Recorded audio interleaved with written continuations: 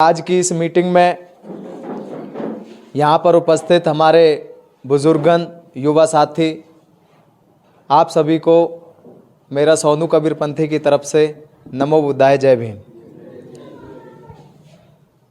यहाँ पे हमारे युवा साथी भी हैं, बुजुर्ग भी हैं। जो हमारी मेन बात थी, जो हम एक इनविटेशन देने के लिए आपको आए कि कल 21 जुलाई को दिल्ली जंतर मंतर पर पूरे देश का बहुजन इकट्ठा होकर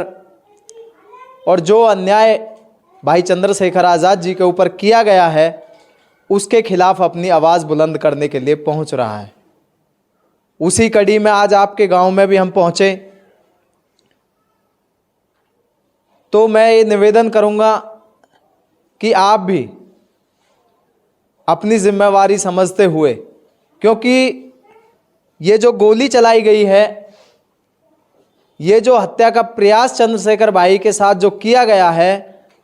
ये हत्या का प्रयास इस देश की उन करोड़ों महिलाओं पर, उन बहनों पर, उन बुजुर्गों पर, उन युवाओं के ऊपर ये गोलियां चलाई गई हैं, जिन युवाओं की, बुजुर्गों की, माताओं बहनों की लड़ाई आज चंद्रशेखर भाई लड़ रहे हैं। साथियों, यहां पर हो सकता है कि विभिन्न दलों से, विभिन्न राजनीतिक पार्टियों से संबंध रखने वाले लोग बैठे हों, लेकिन मेरा आप सभी से अनुरोध है कि हम किसी भी पार्टी का नेता होने से पहले, किसी भी पार्टी का वर्कर होने से पहले उस समाज का हिस्सा है जिस समाज से चंद्रशेखर भाई आते हैं। इसलिए हमारी पहली जिम्मेवारी बनती है कि हमें अपने समाज के किसी भी व्यक्ति के साथ अगर अन्याय अत्याचार होता है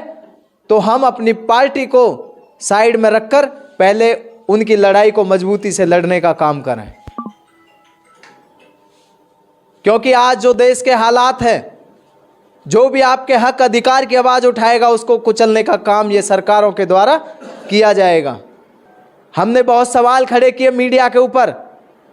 कि अगर आपको जानना है कि चंद्रशेखर आज़ाद जी को इस देश में कोई जानता है नहीं जानता, तो आप उन गलियों में जाइए जिन गलियों में आपकी मीडिया नहीं पहुंचती है, और जिन गलियों में बहन बेटियां के साथ में अन्याय शोषण होता है, उन गलियों में जाकर पूछिए कि वो चंद्रशेखर आज़ाद जी को जानते हैं नहीं जानते हैं। अगर आपको जानना है तो उस एरिया में जाकर पूछिए जहां पे आज भी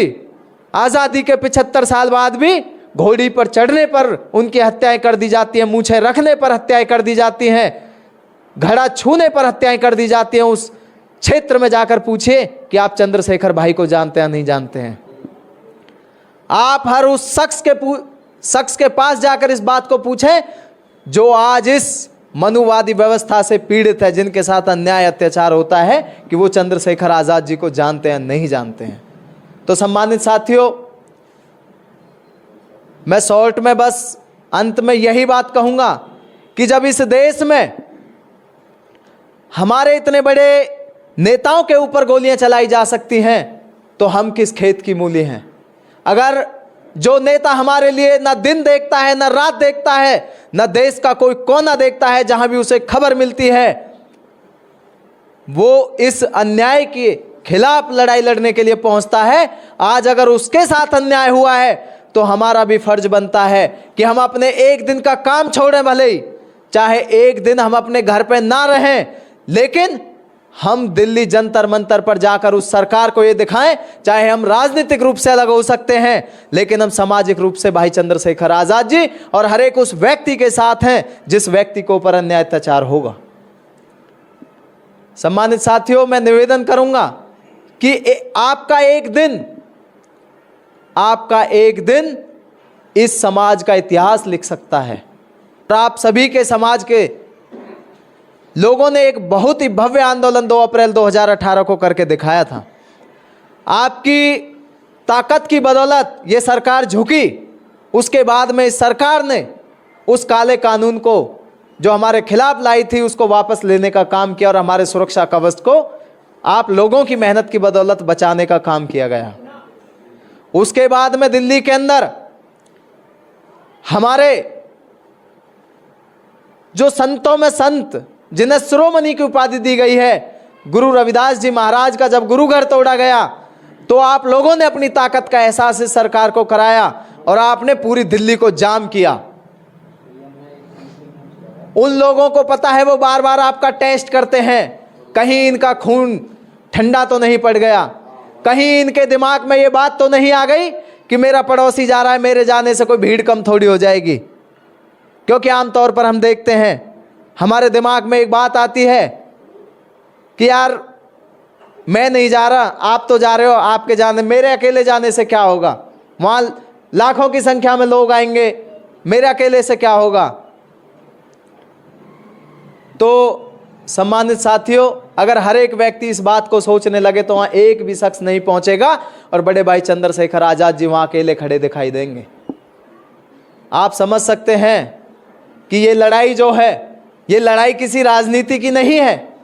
ये लड़ाई हमारे मान सम्मान स्वाभिमान की है, ये लड़ाई उस अधिकार की है जो बाबा साहब अम्बेडकर का संविधान हमें दे के गए हैं। ये लड़ाई उस जुल्म जाति के खिलाफ है जो आए दिन हमारी बहन बेटियों पर होते हैं, आए दिन हमारे बुजुर्गों पर होते हैं, आए दिन हमारे युवाओं पर होते हैं। ये लड़ाई उसकी है, ये लड़ाई हमारे अधिकारों की है। तो